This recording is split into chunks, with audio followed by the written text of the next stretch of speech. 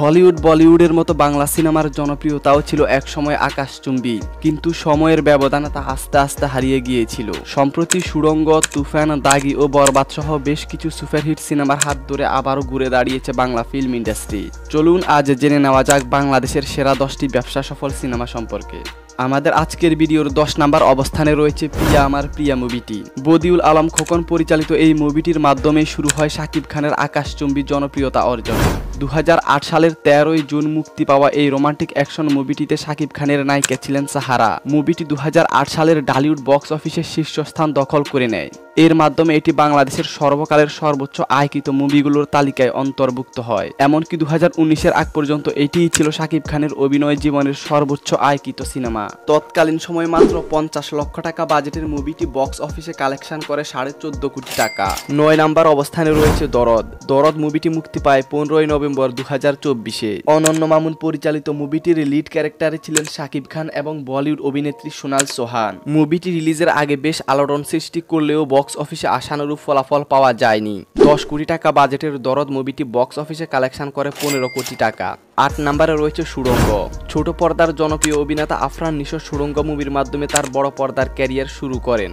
মুভিটি পরিচালনা করেছেন বর্তমান সময়ের জনপ্রিয় পরিচালক রায়হান রাফি। 29 জুন 2023-এ মুক্তি পাওয়া সিনেমাটির বাজেট ছিল মাত্র 2.5 কোটি টাকা এবং নিশো তার প্রথম সিনেমাতেই বক্স অফিসে 15 কোটি টাকা কালেকশন করে মিডিয়া পাড়ায় আলোড়ন সৃষ্টি করেন। 7 নম্বর অবস্থানে রয়েছে হাওয়া। হাওয়া মুভিটি রচনা ও পরিচালনা করেছেন মেজবাউর রহমান সুমন।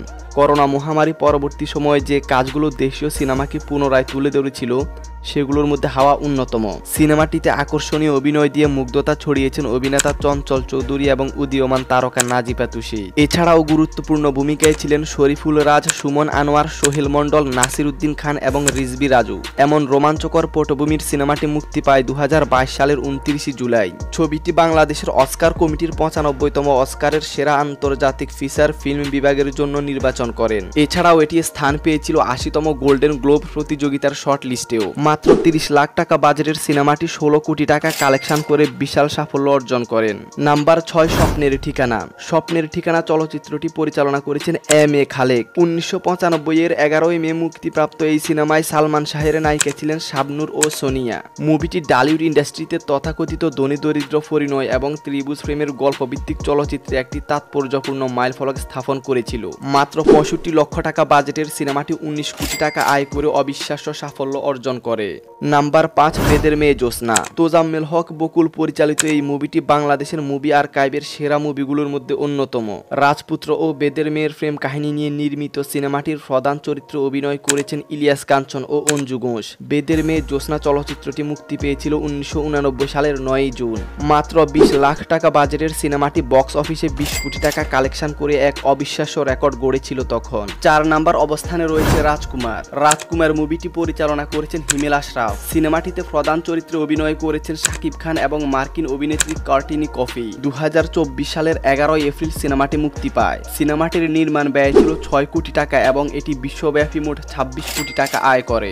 নাম্বার 3 প্রিয়তমা। প্রিয়তমা সিনেমাটি মুক্তি পায় 2023-এর 29 জুন। প্রিয়তমা মুভিটি পরিচালনা, চিত্রনাট্য ও সংলাপ লেখেন হিমেল আশরাফ। সিনেমাটিতে প্রথমবারের মতো জুটি বেঁধে কাজ করেন শাকিব খান এবং কলকাতার জনপ্রিয় অভিনেত্রী ইদিকা পাল। মাত্র 2.5 কোটি টাকা ব্যয়ে নির্মিত এই রোমান্টিক অ্যাকশন সিনেমাটি বক্স অফিসে কালেকশন করে 41 কোটি টাকা। 2 নাম্বার অবস্থানে রয়েছে তুফান। তুফান মুভিটি মুক্তি পায় 17 জুন 2024-এ। এই সিনেমাটির প্রধান চরিত্রে অভিনয় করেন শাকিব খান এবং কলকাতার জনপ্রিয় অভিনেত্রী মিমি চক্রবর্তী। তুফান মুভিটি বেশ আলোড়ন সৃষ্টি করলেও সিনেমাটির গল্প তেমন একটা ভালো ছিল না। তবে বলতেই হয় এই সিনেমার আয়োজন বেশ ভালো ছিল। রায়হান রাফি পরিচালিত তুফান মুভিটির বাজেট ছিল 11 কোটি টাকা এবং এটি বক্স অফিসে 55 কোটি টাকার হিউজ কালেকশন করে।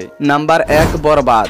বরবাদ সিনেমাটি পরিচালনা করেন মেহেদী হাসান হৃদয় এবং এটি ছিল তার ক্যারিয়ারের প্রথম মুভি ডিরেকশন। আর প্রথম সিনেমাতে বাজিমাত করলেন সম্ভাবনাময়ী উদীয়মান এই পরিচালক। সিনেমাটিতে দ্বিতীয়বারের মতো জুটি বেঁধে কাজ করেন শাকিব খান এবং ইদিকা পাল। 31 মার্চ 2025-এ মুক্তি পাওয়া সিনেমাটির বাজেট ছিল 15 কোটি টাকা, যা বাংলা চলচ্চিত্র ইতিহাসের সর্বোচ্চ বাজেটের সিনেমা এবং এটি বিশ্বব্যাপী 75 কোটি টাকা কালেকশন করে আয়ের দিক থেকে বাংলা ফিল্ম ইন্ডাস্ট্রির সর্বোচ্চ আয়কৃত মুভিগুলোর তালিকায় 1 নাম্বার অবস্থানে উঠে উঠে আসে। দুর্দান্ত মেকিং এবং এক্সট্রিম লেভেলের প্রেজেন্টেশনের কারণে শাকিব খানের ভক্ত সমর্থক ছাড়াও নিউট্রাল অডিয়েন্সদের কাছে বেশ প্রশংসিত হয়েছে মুভিটি। তবে মাঝপথে পাইরেসির কবলে পড়ায় 100 কোটির ক্লাব ছোঁয়া হলো না বরবাদের।